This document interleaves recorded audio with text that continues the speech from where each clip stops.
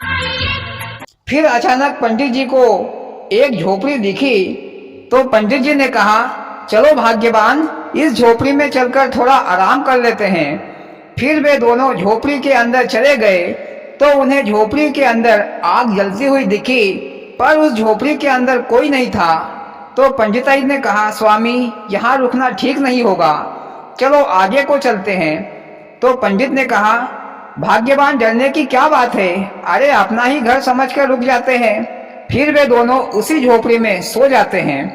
पर कुछ देर बाद एक मानव दैत्य जानवरों का मांस लिए उस झोपड़ी में आता है और देखता है कि वे दोनों प्राणी उसकी झोपड़ी में सो रहे हैं। दैत्य के जोर से चिल्लाने पर पंडित और पंडिताइन की नींद खुल जाती है और अपने सामने मानव दैत्य को देखकर डर जाते हैं।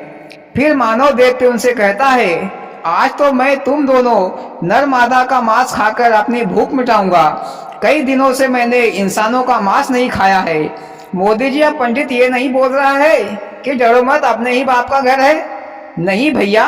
दैत्य को देखकर तो पंडित की हवा टाइट हो गई, लेकिन हिम्मत करके पंडित ने कहा, हमें छोड़ दो। तो मानव दैत्य ने कहा कि ठीक है, तुम अकेले जाओ और जल्दी से मेरे लिए मांस लेकर आओ। अगर तुम देरी से मांस लेकर आए तो मैं तुम्हारी पत्नी को ही मारकर खा जाऊंगा। फिर बेचारा पंडित मांस लेने के लिए चला गया।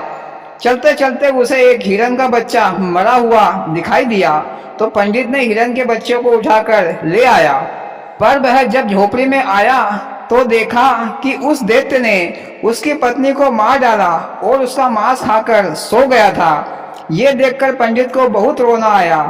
फिर उसने अपनी पत्नी की हड्डियों को झोले में भरकर वहां से चला आया और एक बरगद के पेड़ के नीचे बैठकर जोर जोर से रोने लगा कि हाय, मेरे लालच के कारण मेरी पत्नी